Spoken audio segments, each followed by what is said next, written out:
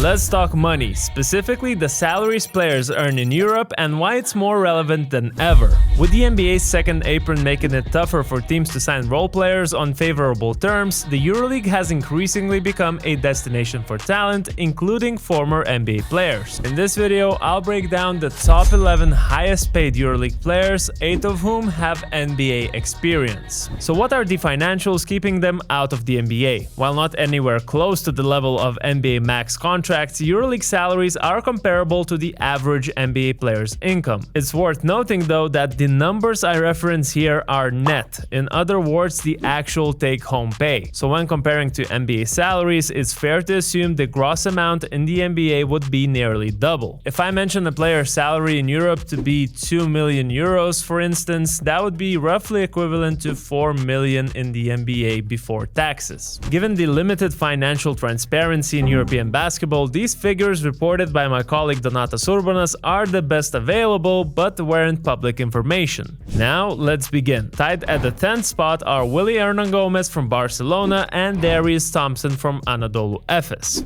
They are both earning about 2.3 million euros per year. There are some similarities in terms of performance too. You could say both of them fell victim to high expectations. Willy had returned after spending 7 seasons in the NBA and as the MVP of the 2022 Eurobasket with Spain. Meanwhile, Darius signed with Efes after an impressive EuroLeague rookie season in Baskonia. While Thompson never played in the NBA, Hernangomez's current salary doesn't compare to what he made stateside, in a way that you probably don't expect. Willy's total NBA career earnings are 12.4 million gross, with his top yearly salary being $2.4 million, which is about 1.3 million net. So he's pretty much earning double that right now. Regarding Darius Thompson, he performed at a star level but in a small market team with an appropriate salary. Both guys had quite rough seasons last year and it doesn't seem like the trajectory is going up as of right now. Next up is Mario Hezonja, who had a bit of a 5-year roller coaster in the NBA, having been picked 5th overall in 2015, not performing up to expectations and returning to Europe in 2021.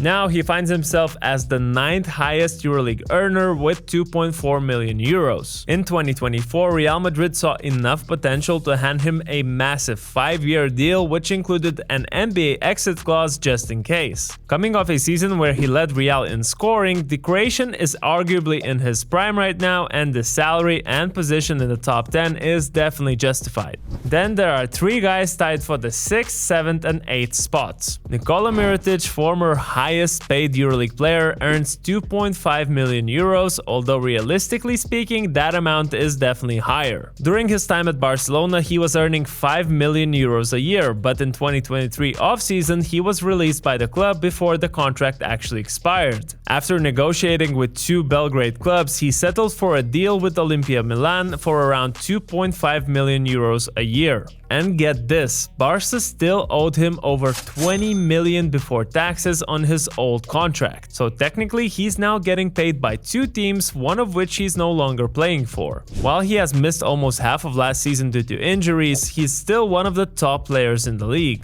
The second guy to be earning that amount is Kevin Punter. After his 3-year tenure at Partizan Belgrade, where he became one of the most prolific scorers in Europe, KP signed with Barcelona. He did sign only for 1 year, but that was actually beneficial for both the player and the club. Due to the peculiar taxation system in Spain, where first-year contracts are taxed less, it allowed Punter to earn a higher net salary, while the club spent less on the gross contract value. Not sure if he'll keep up these numbers throughout the year, but KP has been contributing even more offensively so far. Also making about 2.5 million euros is Panathinaikos' Kendrick Nunn, but again there's an asterisk. After joining the Athens team last year, Nunn arguably elevated them to the championship level, absolutely exploding in the playoffs and the Final Four. Fun fact, Nunn was so convincing that after making the Final Four last year, he not only signed a 2-year extension, but even got a Porsche as a re-signing bonus.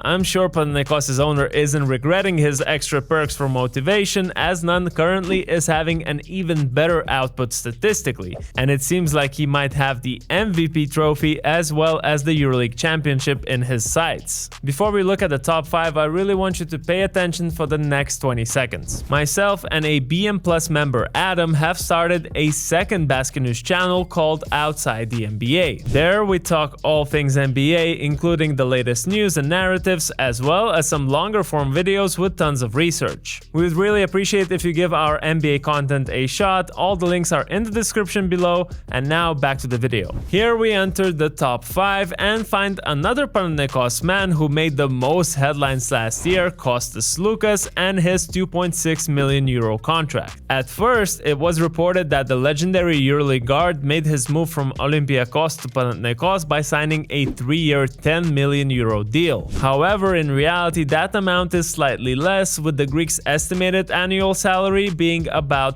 2.6 million. While at first there were some people doubting the signing, the contract length, and the amount, Kostas Lukas shut all of those talks up, leading Panathinaikos to their 7th EuroLeague title in 2024. At number 4 is none other than the natural Mike James with 2.8 million euros per year. The EuroLeague's all-time top scorer signed his potentially last career contract this summer, extending his tenure at Monaco until 2027. There are no discounts on this man's services, as there are no doubts he deserves all this money, if not more. The only and probably the most important thing left to accomplish for Mike is the EuroLeague title, so we'll see if Monaco's investment will bring that in the next 3 years. Sitting at 3rd spot with 3 million euros is EuroLeague's best paid center Walter Tavares. Real's big man had some serious interest from the NBA this offseason, but decided to stick around in Madrid. Interestingly enough, Tavares could be considered the highest earning player in the league, as due to the Spanish taxation policies, his multi-year gross salary is reported to be 25 million euros. Anyways, Tavares is still regarded as the player with the biggest impact in the EuroLeague defensively, and his long-term commitment to Madrid seems to be working for both sides. Now we arrive at the second net yearly salary at 3.4 million, and it belongs to the 2-time EuroLeague champion with Anadolu Efes, Shane Larkin. The American guard was one of the 2 key figures in Efes' championship repeat a few years back, and surely these accomplishments alone earned him the rights to this financial reward. Besides prior feats, Larkin was playing on an MVP level last year despite the team's results lagging behind. Again, we have a tax situation where Shane could actually be number 1 in this list, but since there's quite a high taxation rate at 40% in Turkey, his net salary is a close second. Finally, the best paid EuroLeague player is... well, no surprises here. It's the returning Sasha Vezenkov with 3.7 million euros. The former EuroLeague MVP signed a 3-year $20 million